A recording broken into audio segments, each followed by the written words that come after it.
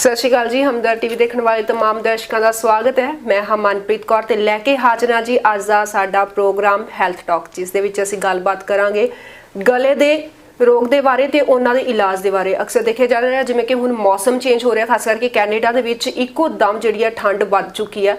सो इस समय मौसम चेंज होने दे नाल किहड़े-किहड़े गले दे रोग ने जिहड़े वो हो रहे ने।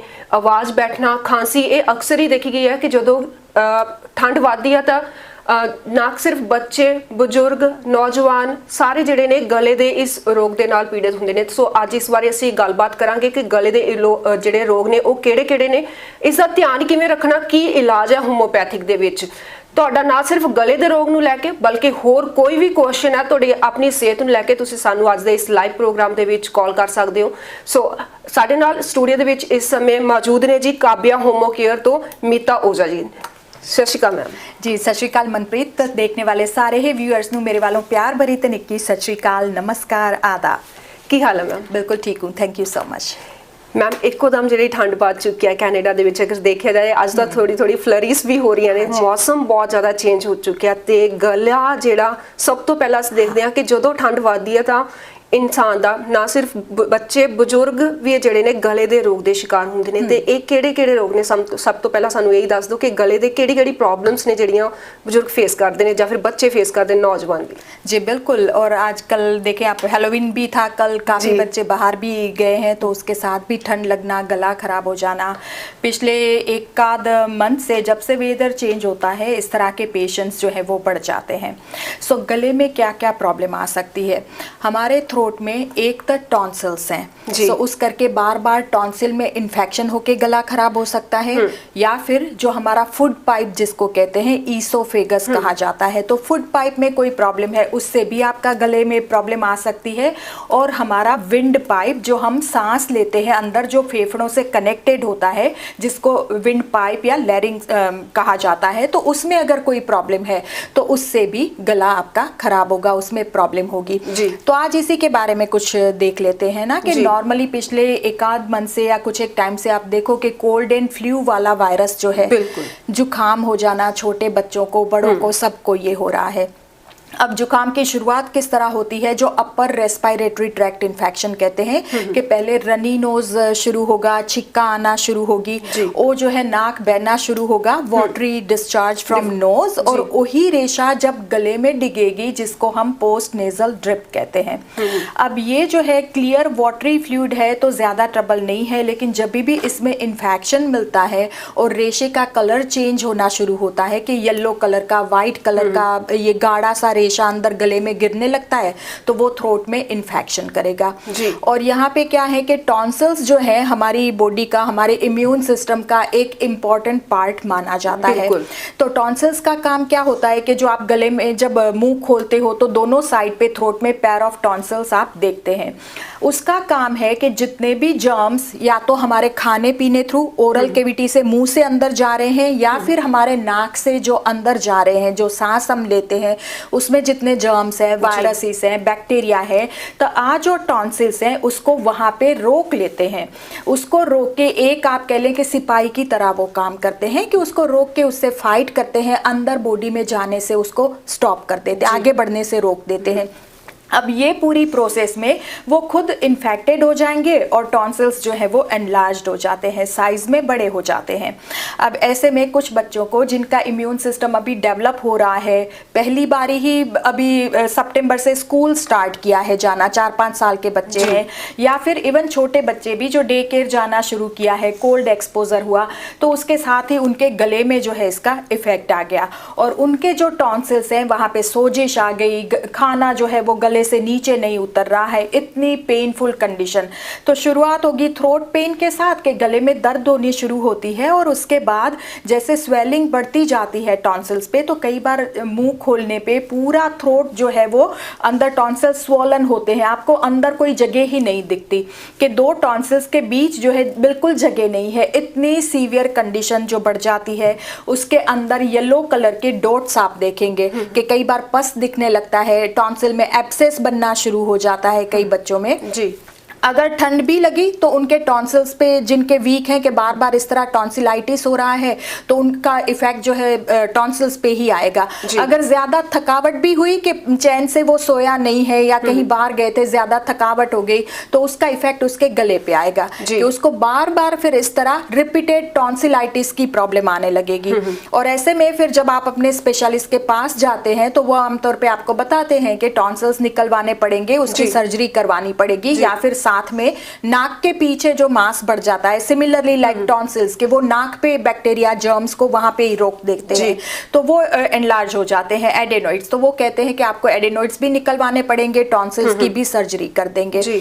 अब ये जो इन्फेक्शन टॉन्सिल्स रोक रहे हैं, वो अगर आप सर्जरी से निकाल देते हैं तो वो कहाँ जाएगी इन्फेक्शन? सीधे ही वो आपके टमी में जाएगी, अंदर जाएगी, और फिर और प्रॉब्लम्स आनी शुरू हो जाएंगी। बिल्कुल। हाँ जी, तभी हम कहते हैं कि जब आपको पता चला है कि थ्रोट इन्फेक्शन है, टॉन्सिल्स एनलार्ज्ड हुए हैं, तभी से उसका ट्रीटमेंट करो। और ये जो ट्रीटमेंट है बहुत ही इफेक्टिव है, आप स्टार्ट करोगे उसके साथ ही इंप्रूवमेंट शुरू हो जाएगी। जैसे कि आपने अभी बताया कि जैसे टॉन्सिल्स निकलवाते हैं, कई बार ऐसा भी देखा गया है कि जैसे गले में होते हैं तो स्टोन्स बन जाते हैं टॉन्सिल्स के, तो उससे क्या अफेक्ट करता है वो गले में? इन फ्यूचर ये बढ़ते हैं, अगर निकलवाते हैं तो दोबारा से होने के चांसेस हैं? जी बिल्कुल। कई बार क्या होता है कि ये जो टॉन्सिल्स में आप स्टोन कह रहे हैं ना, वो क्या होता है, कॉन्सेंट्रेटेड सलाइवा या कॉन्सेंट्रेटेड फूड की डिपॉजिट होती है मोस्ट ऑफ द टाइम। तो ऐसे में जिन लोगों को ड्राई माउथ की प्रॉब्लम है, कि जिनका मुंह सूखता रहता है बार बार, है ना, कि पानी कम पीते हैं काम करके, या कोई जैसे ड्राइविंग से जुड़े हुए हैं तो वो कई बार पानी कम पीते हैं कि बार बार वॉशरूम जाना पड़ेगा, या फिर कई बार एंटी एलर्जिक वगैरह कोई दवाई आप ले रहे हो, मेडिकेशन ले रहे हो, तो ये सारी चीजें जो है बॉडी में ड्राइनेस करेगी, आपका मुंह सूखने लगेगा। तो जिनको स्लीप एपनिया की प्रॉब्लम है उनको भी ये होता है कि मुंह खुला छोड़ते हैं रात को, कि खर्राटे ले रहे हैं, नाक बंद है तो मुंह खुला छोड़ देंगे। तो ऐसे में क्या होगा कि सीधा इसका इफेक्ट जो है आपके ओरल कैविटी पे एंड थ्रोट पे आएगा। तो ऐसे में ये कॉन्सेंट्रेटेड फूड जो अगर पानी से ही पीते हैं तो वो अंदर चला जाएगा, जो भी खाना है, जो भी उसका कॉन्सेंट्रेशन है वो कम होता जाएगा। तो अगर आप पानी से ही नहीं पी रहे हो या ड्राइनेस की प्रॉब्लम है, तो ऐसे में ये अंदर टॉन्सिल्स के अंदर जो है आप कह लें कि स्टोन बना के अंदर रह जाते हैं, चुप जाते हैं। और फिर ये पेरिटॉन्सिलर एब्सेस भी वहां पे उसके अराउंड कई बार सिस्ट बन के अंदर पस कलेक्शन होना शुरू होगा, एंड टॉन्सिल्स के साथ साथ ड्रेनेज साइड में होना शुरू हो जाएगा थ्रोट में, जिसको पेरिटॉन्सिलर एब्सेस के नाम से जाना जाता है। तो अब ये जो स्टोन्स हुए हैं, तो कई बार आप ऐसे करते हो ना कि कुछ ऐसे अंदर प्रेस किया या उंगली से दबाया तो उसके साथ वो स्टोन निकल गया, लेकिन कुछ एक दिन बाद वापस वहां पे येलो वाइट कलर के स्टोन्स बनने शुरू हो जाते हैं। तो बेशक ये सारी चीजें जो है उसका ट्रीटमेंट किया जा सकता है, और फिर ये टेंडेंसी जो है वो उसकी कम होके सही होती जाएगी, और उसके लिए क्या टेक केयर करनी है वो भी हम आपको अपने ट्रीटमेंट के साथ गाइड करते हैं, ताकि आपको लॉन्ग लास्टिंग जो है वो रिलीफ मिले। जी मैम, कि जैसे कि अभी देखा जा रहा है कि मौसम चेंज हो रहा है, मौसम चेंज होने की वजह से ज्यादा अफेक्ट है जो बच्चे हो रहे हैं इसका, बच्चे और बुजुर्ग तो फिर भी अपने आप को कवर कर लेते हैं, बट छोटे बच्चे पर इनका ज्यादा अफेक्ट पड़ रहा है, उनको टॉन्सिल्स की प्रॉब्लम ज्यादा हो रही है, तो इसमें आपका क्या कहना है? हाँ जी बिल्कुल सही बात है। और क्योंकि छोटे बच्चों में क्या होता है कि एक तो उनको हाइजीन का पता नहीं है, कि कहीं पे भी टच किया, वो उंगली मुंह में डाल दी, कुछ नाक में टच कर लिया, तो उस करके क्या होगा कि जो सरफेस पे इन्फेक्शन है वो उनकी बॉडी में चली जाएगी, कि दूसरे बच्चे को ये है, ये टॉय उसने मुंह में डाला है तो खुद ने नहीं डालना है, वो कंसेप्ट नहीं अभी डेवलप हुआ। या फिर नॉर्मली जो है इम्यून सिस्टम आप कह लें कि 3-4 साल 2 साल बाद, मतलब बर्थ के बाद जो शुरू होता है कि डेवलप होना, तो ऐसे में इम्यूनिटी आते आते 7, 8, 9 साल की एज आ जाती है, तब जाके सारे इन्फेक्शन जब आपको लग जाते हैं उसके बाद उस इन्फेक्शन से आपकी जो है इम्यूनिटी डेवलप होती है। सो इन्फेक्शन से डरने की बात नहीं है, ये जुकाम होना, कोल्ड होना, फ्लू होना ये जरूरी भी है बॉडी के लिए, ताकि दूसरी बार जब वो सेम वायरस या सेम बैक्टीरिया बॉडी में आता है तो हमारा इम्यून सिस्टम उसको पहचान के उसके ऊपर अटैक कर दे और वो आपकी बॉडी को इतना परेशान ना करे। 1-2 दिन के अंदर ही आप जो है उठ खड़े बैठते हैं, सारा जुकाम जो है, फीवर है, वो सही हो जाता है। सो जब भी ये टाइम है छोटे बच्चों में कि ज्यादा एक्सपोजर है, कि फर्स्ट टाइम डे केयर जाना शुरू किया, स्कूल जाना शुरू किया और फिर इम्यून सिस्टम पूरी तरह डेवलप नहीं हुआ है, तो यही वो एज है कि अक्सर उनको बार बार रिपीटेड इन्फेक्शंस। और यहाँ का वेदर आप देखो कि स्कूल में भी जो है कुछ टाइम तो चाहे कितना भी स्नो है बाहर निकालना ही है एज अ पार्ट ऑफ कि उनका इम्यून सिस्टम डेवलप हो। लेकिन इनिशियली ये फेज में जब आप आते हो तो वही चीज आपको ट्रबल देती है कि आपको नाक में कंजेशन, गला खराब, टॉन्सिल्स एनलार्ज हो जाना, ये सारी चीजें आनी शुरू हो जाती है। सो ये जो हमारा ट्रीटमेंट है वो इम्यूनिटी को ही टारगेट करता है कि ये मेडिसिन आपकी इम्यूनिटी बढ़ाती है ताकि आपका बॉडी खुद उस इन्फेक्शन से फाइट करे और उसको सही कवर करे। जी मैम, उस तो बाद अगर देखे जाए जैसे जिद्दां ही बच्चों कोल्ड और कफ हुंदा उस तो बाद उन्हां दे गले दे विच एक आवाज आनी शुरू हो जाती है, वो क्यों आती है? जी बिल्कुल, कई बार क्या होता है ना कि आपको किसी चीज से एलर्जी है, कि कह लें कि एनवायरमेंटल एलर्जी है, कोई भी पॉलन से, डस्ट से, रैगवीड का सीजन चल रहा है, रैगवीड की पॉलन से आपको ये ट्रबल आ रही है, तो ऐसे में क्या होगा कि जो एनवायरमेंटल कह ले या फिर फूड एलर्जी है कि खाने की कोई चीज से आपको एलर्जी है, वो खा लिया तो उसके साथ गले में खारिशी आना, टिकलिंग, इरिटेशन हो के पहले स्टार्टिंग में तो वही होगा कि आपको मुंह में, पैलेट के ऊपर जैसे खारिश आना, ईची हो जाता है पूरा अपर रेस्पिरेटरी ट्रैक्ट, कि नाक के अंदर भी खाज आनी शुरू हो जाती है, कन्ना विच भी ऐसे ही खाज आनी शुरू हो जाती है, और उसके बाद गले में, और फिर आपको खांसी की प्रॉब्लम आनी शुरू हो जाती है जो कि इनिशियली ड्राई कफ होता है, सिर्फ गले से जैसे आपको खांसी छिड़ रही है, गले में जैसे उस जगह पे कुछ है और वो आपको बोदर कर रहा है और वहां से ही खांसी छिड़ रही है। ज्यादा बोलने के साथ भी जैसे मुंह सूखेगा उसके साथ ही ड्राई कफ आनी शुरू हो जाएगी। सो ये सारी चीजें जो है कई बार हमें पता भी नहीं होता है कि जिनको एसिड रिफ्लक्स की प्रॉब्लम है, तेजाब की प्रॉब्लम है, रात को कुछ भी कर लेते हैं ट्रीटमेंट, इवन पफर्स भी लेते हैं, लेकिन उनकी खांसी सही नहीं हो रही है।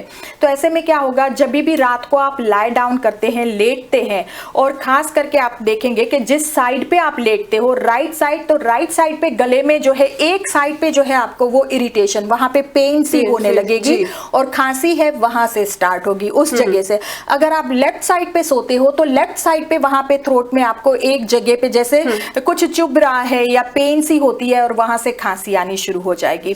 अक्सर ये तेजाब जो आप लाई डाउन करते हो उसके साथ बैकअप करता है, आपके गले में वापस आ जाता है वो तेजाब। वहां पे डेली आप एक साइड पे सोते हो तो वहां पे इरिटेट कर करके आपके वो पॉइंट पे उस जगह पे छाला सा बन जाता है, वहां पे दर्द होना और इस तरह की खांसी जो है ये छिड़ना शुरू हो जाता है। जी मैम, ये भी देखा गया है कि जो मतलब जैसे कि जीभ होती है बच्चों की वो वाइट हो जाती है, इससे भी जो अफेक्ट करता है हमारा गला? हाँ बिल्कुल, कई बार करता है, क्योंकि मोस्ट ऑफ द टाइम क्या होगा कि वैसे नॉर्मली पूरी टंग वाइट है तो वो इंडिकेट करता है कि बॉडी में जो आपके फंक्शन है वो प्रॉपरली नहीं है। It could be related to liver, it could be because of digestion, कि आपका डाइजेशन सही नहीं हो रहा है। तो अगर तेजाब की प्रॉब्लम है, एसिड रिफ्लक्स है या प्रॉपर डाइजेशन नहीं है, कॉन्स्टिपेशन है, तो कई बार उसके ऊपर कोटिंग आ जाती है, राइट। सो वो जो कोटिंग आ गई तो उसका कलर क्या होता है, वो चली जाती है या लगातार रह रही है। कई बार वहां पे कोई फंगल इन्फेक्शन हो गया टंग पे जिस करके व्हाइट कलर के छाले हो गए या फिर अंदर कह ले के लाइन सी बन गई। तो अगर ये फंगल इन्फेक्शन सिमिलर आपके थ्रोट में है तो वो भी जो है इसी तरह आपको ट्रबल देगा और खाना स्वलो करने में तकलीफ, साथ में जैसे ये सारे सिम्टम्स आने में शुरू हो जाएंगे। एंड कई बार लोगों को स्ट्रेप थ्रोट जिसको कहते हैं, स्ट्रेप थ्रोट की प्रॉब्लम जिसमें स्ट्रेप्टोकोकस बैक्टीरिया, और ये कुछ लोगों में लगातार कि एक बार हुआ सही हुआ, 15 दिन महीने के अंदर वापस हुआ, साल भर से इस चीज से परेशान है कि कुछ टाइम सही हो के हायर एंटीबायोटिक्स खाएं, उसके बावजूद भी ये सही नहीं हो रहा है। और ऐसे में गले में पेन होना, पानी सोलो करना, खाना नीचे उतारना भी डिफिकल्ट होता है, बुखार आ जाता है, ठंड लग के बुखार आ जाना, और लिम्फ नोड्स भी जो है एनलार्ज हो जाते हैं, आपके गले के आसपास स्वेलिंग भी आ जाती है कई बार। और ये चीज सिमिलरली अगर थ्रोट तक वो लिमिटेड ना रही, वो मुंह में भी ऊपर की ओर ये इन्फेक्शन कई बार हो सकती है। सो उस करके भी माउथ में प्रॉब्लम आ सकती है। सो थ्रोट इन्फेक्शन है, ये जो स्ट्रेप थ्रोट है जिन लोगों को बार बार हो रहा है, कुछ एक मेरे पास इस तरह के केसेस हैं कि साल भर से वो परेशान थे, दवाई शुरू की है, विद इन हफ्ते के अंदर उनकी इन्फेक्शन चली गई है, तो आज तक वो सही है। सो इन सारी चीजों वास्ते ये जो ट्रीटमेंट है ना, उसके रूट कोज को टारगेट करके सही करता है, ताकि लॉन्ग लास्टिंग जो है पेशेंट को रिलीफ मिले। जी, मेरा क्वेश्चन इसी से रिलेटेड है कि अक्सर देखा गया है कि थोड़ी थोड़ी देर बाद, जैसे मेडिसिन खाते हैं, मेडिसिन खाने के बाद थोड़ी देर में उनको आराम मिल जाता है, मेडिसिन बंद होती है, दोबारा से वो ये प्रॉब्लम दोबारा से शुरू हो जाती है। तो इसका क्या रीजन है? जी बिल्कुल, तो यहाँ पे जो हम बताते हैं कि आपका फर्स्ट टाइम आते हो, असेसमेंट करते हैं कि दवाई आप जैसे शुरू की तो एक बार उसका इफेक्ट आ गया, आपको लगा कि हाँ फर्क है, सही है, लेकिन यहाँ पे आप ये जो होम्योपैथिक मेडिकेशन है तो उसमें हमें कोई एंटीवायरल, एंटीबैक्टीरियल इस तरह की मेडिसिन नहीं होती है। ये जो ट्रीटमेंट होता है वो मरीज का खुद का ट्रीटमेंट होता है। सो ऐसे में क्या होगा कि जिस तरह आपका इम्यून सिस्टम इंप्रूव होता जाएगा, ऑटोमेटिकली आपकी बॉडी ये इन्फेक्शन से फाइट करेगी, जैसे मैं हर बार बताती हूँ। तो ये इम्यून सिस्टम को इंप्रूव करने में टाइम लगेगा। इन्फेक्शन जो एक बार हुई है वो तो सही हो जाएगी, रिपीटेड जो हो रही है वो भी रुक जाएगी, लेकिन दैट डजंट मीन कि बॉडी में होगा नहीं। अगर होगा नहीं इन्फेक्शन तो इम्यून सिस्टम डेवलप किस तरह होगा, लेकिन फिर वो इन्फेक्शन इस तरह का होगा कि आपको 1 या 2 या 3 दिन, जो नॉर्मली आमतौर पे सबको होता है कि आप उसमें रिकवर हो जाते हैं, उस तरह का होता है। और इसका कोर्स जो है, जिनको एलर्जीज वगैरह हैं उनको लंबे टाइम के लिए कंटिन्यू रखना होता है, जिस करके ये इसकी जड़ से सही हो और फिर आपको जो है वो लॉन्ग लास्टिंग रिलीफ मिलेगी। अभी 1-2 महीना लेके आप छोड़ देते हैं, फिर वही कंडीशन वापस आनी शुरू होगी। तो जितना आप कंटिन्यू करोगे उतना आपको जो है ये फायदा होगा। जी मैम, अगर खाने पीने की बात कर लें तो जैसे कोई अगर बंदा, इंसान कोई गले के रोग से पीड़ित है तो उसका खाना पीना इस चीज़ को अफेक्ट करता है? हाँ जी बिल्कुल करेगा। कई बार ऐसे होता है ना कि आप फ्राइड फूड खा रहे हो या कोई ज़्यादा ग्रीजी फूड खा लिया, तो जैसे गले में स्टिक हो गया है ना, तो उसके साथ आपको पेन होनी शुरू हो जाती है, खांसी आनी शुरू हो जाती है। सो ऑयली ग्रीजी फूड, कई बार तेज़ चीज़ें, या जिनको एसिड की प्रॉब्लम है तो आप मिर्ची वाला खाते हो या कोई भी हॉट स्पाइसी स्टफ खाते हो, तो उसके साथ जो है एसिड का अमाउंट बढ़ के फिर वही चीज़ आपको खांसी आना, गले में पेन होना, छाले हो जाते हैं, वो सारी चीज़ आनी शुरू हो जाएगी। जी, और उसके बाद बात कर लें कि अक्सर देखा गया है कि जिनका गले में प्रॉब्लम होती है, थोड़ी देर बाद उनकी आवाज़ भी बैठ जाती है, तो इसका क्या कनेक्शन है? जी बिल्कुल, तो जो जहाँ पे आवाज़ की बात आती है, हमने देखा कि टॉन्सिल्स भी एक पार्ट है गले का, हमारा फुट पाइप है, तो उसके भी अफेक्शन हो सकते हैं। उससे क्या होगा, तो जो आवाज़ की प्रॉब्लम आएगी वो है लैरिंग्स, हमारी जो स्वर पेटी है उसमें क्या प्रॉब्लम आएगी। तो यहाँ पे क्या होगा, वही जुखाम वाला जो वायरस, जो पाइप आपके नाक से कनेक्टेड है और लंग्स तक जाती है, तो ऐसे में आपको कोल्ड फ्लू हुआ तो नाक के थ्रू जो रेशा अंदर जा रही है वो कई बार स्वर पेटी के अंदर जो है 2 वी शेप के बैंड होते हैं, तो उनको जो है इन्फ्लेम्ड कर देती है, उनको इन्फेक्शन होके, उनका इन्फ्लेमेशन होके फिर जो है आपकी आवाज़ पे इफेक्ट आना शुरू हो जाता है। जो आमतौर पे हम देखते हैं कि जुखाम, कोल्ड फ्लू के साथ आवाज़ बैठ जाना, आवाज़ निकल नहीं पा रही है या फट सी जा रही है, तो ये कंडीशन एक्यूट है। तो इस तरह की है कि विद इन 3-4 दिन, हफ्ते के अंदर अंदर आप टेक केयर करते हो, सोजिश कम होगी उसके ऊपर से, तो अपने आप वो सही होना शुरू हो जाएगा।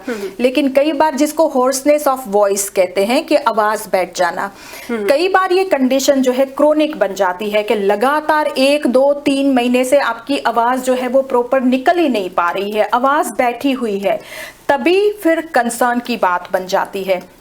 येल किया, छोटे बच्चे ने भी एकदम से जोर से वो चिल्लाया, स्क्रीम किया, तो उसके साथ ही उसकी आवाज़ बैठ गई।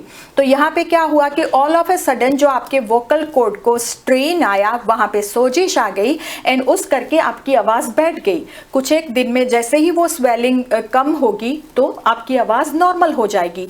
जो पब्लिक स्पीकर्स हैं, शो वगैरह करते हैं कि लंबे आवर्स जिनको कंटिन्यूअस बोलना होता है, तो ओवर यूज ऑफ वॉइस के लगातार बोलने से, ज्यादा बोलने के साथ आपके जो ये वी शेप के बैंड हैं वोकल कॉर्ड्स, तो उसको स्ट्रेन पड़ेगा और वो स्ट्रेन हो के फिर आपकी आवाज की क्वालिटी जो है उसमें प्रॉब्लम आनी शुरू होती है कि आवाज आपकी फट सी जाती है। तो कई बार ये वोकल कॉर्ड पे ग्रोथ डेवलप होने लगता है क्रोनिक ओवर यूज करके, या और कारण से भी वहां पे सिस्ट बन जाना, पॉलिप या नोड्यूल बन जाता है वोकल कॉर्ड के ऊपर। और ऐसे में जब अंदर कैमरा डाल के चेक करते हैं आपके हेल्थ केयर प्रोवाइडर, वो आपको बताते हैं कि वोकल कॉर्ड के ऊपर आपके वॉइस बॉक्स के अंदर जो है इस तरह नोड्यूल्स डेवलप हुए हैं, ग्रोथ हुआ है, और उसके लिए जो है आपको सर्जरी करवानी पड़ेगी।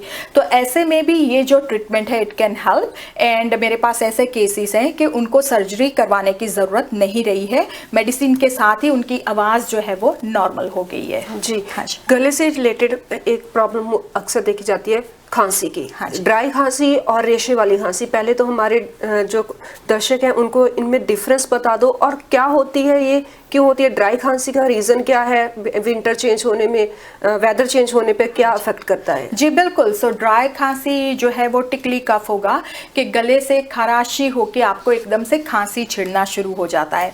And most of the time जो केसेस आते हैं कि जुकाम हुआ था, जुकाम सही हो गया, लेकिन उसके बाद जो ड्राई कफ शुरू हुई है वो आज तक चल रही है, अभी तक वो सही नहीं हुई है। तो ऐसे में बलगम नहीं है, खांसी हो रही है। कई बार खांसी इतनी सीवियर होती है कि आपके बॉडी में कोई और पार्ट में दर्द होना शुरू हो जाता है, चेस्ट में दर्द होना शुरू हो जाता है, खांसी कर करके जो है यहाँ दर्द हो गया, वहाँ दर्द हो गया, नोशिया होना, उथूसा आ जाता है, तो कई बार वॉमिट भी हो जाती है। जो भी खाया पिया पानी है वो खांसी के साथ ही निकल गया, लेकिन ये वाली जो है सिर्फ ड्राई कफ होती है। एंड कई बार फिर इनिशियल ड्राई होके बाद में जो है बलगम आना शुरू हो जाता है कि येलो, वाइट कलर की, ग्रीन कलर की बलगम जो है निकलना शुरू हो जाता है। दैट इंडिकेट्स कि जो इन्फेक्शन ऊपर थी वो अब चेस्ट में गई है, जिसको लोअर रेस्पिरेटरी ट्रैक्ट इन्फेक्शन कहते हैं। उसके बारे में किसी और टाइम हम बात करेंगे पूरे लोअर रेस्पिरेटरी ट्रैक्ट के बारे में। सो वो इन्फेक्शन वहाँ पे गई तो उसके साथ रेशा बनना शुरू हो गया चेस्ट में, एंड फिर पहले जो है वाइट म्यूकस, और जब इसमें इन्फेक्शन मिलता है तो येलो कलर की, ग्रीन कलर की म्यूकस, और साथ ही साथ चेस्ट में से आवाज़ें आना, वीजिंग आना शुरू हो जाता है। सो ये इंडिकेट करता है कि आपको चेस्ट इन्फेक्शन है। तो यहाँ पे चाहे अपर रेस्पिरेटरी ट्रैक्ट इन्फेक्शन है, चाहे लोअर रेस्पिरेटरी ट्रैक्ट इन्फेक्शन है, इन सारी चीज़ों वास्ते जो ट्रीटमेंट है पॉसिबल है, and feel free to call us. जी मैम, एक बात और इस पे कर ले कि अक्सर ये देखा गया है कि रात को सोते समय है जो वो खांसी ज़्यादा होती है, तो उसका रीज़न क्या है? जी, कई बार एलर्जी करके, कि आपने देखा होगा कि जब हम असेसमेंट करते हैं, केस हिस्ट्री लेते हैं, कि सारा कुछ पता नहीं चल रहा है कि खांसी क्यों हो रही है। सिंपल सा कारण कि जो वेंट थी वो उनकी बेड के पास थी, और वेंट से जो हॉट एयर, ड्राई एयर आ रही थी, तो उसके साथ इरिटेट हो के मरीज को खांसी हो रही है। राइट। कई बार जैसे कि रूम में कारपेट है, आपको पता नहीं है कि आपको एलर्जी है, लेकिन it could be because of carpet या डस्ट से आपको एलर्जी है, और वहां पे आप जैसे ही रात को बेड पे जाते हैं तो उसके साथ ही आपको खांसी आना शुरू हो जाता है। अदर देन दैट जो हमने देखा कि एसिड रिफ्लक्स जिनको है उन लोगों को अक्सर रात के टाइम जो है खांसी बढ़ जाती है, जैसे ही लाई डाउन किया तो उसके साथ खांसी आना शुरू हो गया। तो कई बार जो ब्रोंकाइटिस वाले पेशेंट्स है उनको भी ये टेंडेंसी रहती है कि दिन में कम है, लेकिन जैसे ही रात को लेटे तो उसके साथ खांसी आना शुरू हो जाता है। तो यहाँ पे मरीज के हिसाब से जैसे हम असेसमेंट करते हैं तो उससे पता चलेगा कि क्या कारण से आपको ये खांसी है और कितना टाइम लगता है इसको सही होने में। जी, काफ़ी लोग घर में ही अपना इलाज करने की कोशिश करते हैं, जैसे कि स्टीम ले लिया और गार्गल करने शुरू कर दे कि गला, चलो डॉक्टर के पास जाने से बेटर है कि हम अपना पहले ही घर पे इलाज कर ले। तो उसमें कितना वो सही होता है कि अगर वो गार्गल कर रहे हैं या फिर स्टीम ले रहे हैं, उनको कितना अफेक्ट करता है? जी बिल्कुल। तो हम सब पहले तो यही करते हैं कि जो नुस्खे आप कह लो कि गर्म पानी में सॉल्ट डाल के आप गार्गल करें, अगर पेन है तो प्लेन आप हॉट वाटर से गार्गल कर सकते हैं, स्टीम वगैरह लें और आपके सिम्टम्स जो है वहाँ पे ही कंट्रोल करने की ट्राई करें। और मेडिसिन की बात तभी आती है कि जब 1, 2, 3 दिन में फ़र्क नहीं हो रहा है तो फिर आप हेल्थ केयर प्रोवाइडर के पास ट्रीटमेंट के लिए जाते हैं। आई वुड से कि 50% केसेस में आप देखेंगे कि जिनका इम्यून सिस्टम सही है और कोई प्रॉब्लम नहीं है तो उनको तो रिकवरी हो ही जाती है ये सारी चीज़ों से, कि हनी ले लिया थोड़ा, आपने कुछ इस तरह का ले लिया कि जो सूदिंग इफेक्ट दे आपके गले को, तो उससे 50% केसेस में फ़र्क हो जाएगा। लेकिन 50% वो केसेस होते हैं जिनको बार बार रिपीटेड इन्फेक्शंस हो रहे हैं, जिनका इम्यून सिस्टम वीक है या एलर्जीज हैं, हमें पता है कि ये यहाँ से नहीं रुकेगा, आगे बढ़ जाएगा, तो ऐसे में फिर वेट करने की ज़रूरत नहीं होती है। राइट वे जितना जल्दी पता लगे आप ट्रीटमेंट स्टार्ट कर देते हो, उतनी जल्दी रिकवरी होने की पॉसिबिलिटीज़ जो हैं ये बढ़ जाती हैं। जी मैम, समा अभी हो रहा है जाने का, बट उससे पहले आप ये बता दें कि क्या क्या फिर भी इस इन्फेक्शन से बचने के लिए क्या क्या सावधानियां बरतनी चाहिए और होम्योपैथी में इसका क्या इलाज है? कहते हैं ना, prevention is always better than cure. So मैं अपने पेशेंट्स जो हैं उनको तो बताती ही रहती हूँ कि जैसे ही विंटर मंथ स्टार्ट हुआ, स्कूल जाएंगे, बाहर जाएंगे, घर से बाहर निकले, मेक श्योर कि छोटे बच्चों को पूरा कवर करें। जो मंकी कैप होती है कि पूरा कान, उनके नाक, मुंह पूरा कवर्ड होना चाहिए, सिर्फ आंखें खुली हो। एंड इवन घर से निकल के कार में बैठना है फिर भी टेक केयर करें ताकि कहीं से भी ठंडी हवा जो है वो अंदर ना जाए। एंड उनको थोड़ा बेसिक जो प्रिकॉशंस होते हैं कि हैंड वॉश करना, बार बार स्कूल से आके नहा लें, सैनिटाइज़र का यूज़ करना, वो सारी चीज़ें आप सिखा सकते हैं। एंड वन मोर थिंग कि नेज़ल कंजेशन, रनी नोज़ होना शुरू होता है तो तभी से आप थोड़ा उसको सेक वगैरह देना शुरू कर दें, हीट अप्लाई करें ताकि जल्द से जल्द जो है वो वहाँ पे ही कंट्रोल हो जाए और आगे ना बढ़े। बाकी इस तरह के कोई भी कंसर्न है, नवी पुरानी बीमारी से सफ़र कर रहे हैं, आप हमारा कॉन्टेक्ट ज़रूर कर सकते हैं। जी मैम, जाने से पहले एक बार दर्शकों को जरूर ये बता दें कि अगर वो आपसे मिलना चाहते हैं या फिर आपसे कांटेक्ट करना चाहते हैं तो कहाँ कैसे आपसे कांटेक्ट कर सकते हैं? बिल्कुल, मेरा जो है फ़ोन नंबर एंड मेरी लोकेशन आप स्क्रीन पे देख रहे हैं। Kavya homoeo care, airport and Cottrell की नुक्कड़ पर ही प्लाजा है, 10 Cottrell boulevard, unit number 104। Monday to Saturday मैं क्लिनिक पे होती हूँ 6 डेज अ वीक, सुबह 10 से लेके शाम को 6 बजे तक। एंड फ़ोन नंबर जो है स्क्रीन पे आ रहा है। जी, थैंक यू मैम साढ़े naturally. Thank you so much. बहुत इंपॉर्टेंट टॉपिक और इंटरेस्टिंग टॉपिक था क्योंकि अभी मौसम चेंज हुआ है तो काफ़ी इस चीज़ से अफेक्ट हो रहे हैं। बिल्कुल जी, thank you so much for having me. So दोस्तों, ਇਹ ਸੀਗਾ ਸਾਡਾ ਅੱਜ ਦਾ ਪ੍ਰੋਗਰਾਮ ਹੈਲਥ ਟਾਕ ਤੇ ਉਮੀਦ ਹੈ ਤੁਹਾਨੂੰ ਪਸੰਦ ਆਇਆ ਹੋਵੇਗਾ। ਅਗਰ ਡਾਕਟਰ ਕਾਵਿਆ ਓਝਾ ਦੀ ਤੁਸੀਂ ਸੇਵਾਵਾਂ ਲੈਣਾ ਚਾਹੁੰਦੇ ਹੋ ਤਾਂ ਤੁਸੀਂ ਉਹਨਾਂ ਨੂੰ ਦਿੱਤੇ ਹੋਏ ਨੰਬਰ ਤੇ ਕੰਟੈਕਟ ਕਰ ਸਕਦੇ ਹੋ। ਸਾਡੇ ਅੱਜ ਦੇ ਇਸ ਪ੍ਰੋਗਰਾਮ ਦੇ ਵਿੱਚ ਫਿਲਹਾਲ ਇੰਨਾ ਹੀ। ਤੁਸੀਂ ਦੇਖਦੇ ਰਹੋ ਹਮਦਰਦ ਟੀਵੀ। ਸਤਿ ਸ਼੍ਰੀ ਅਕਾਲ।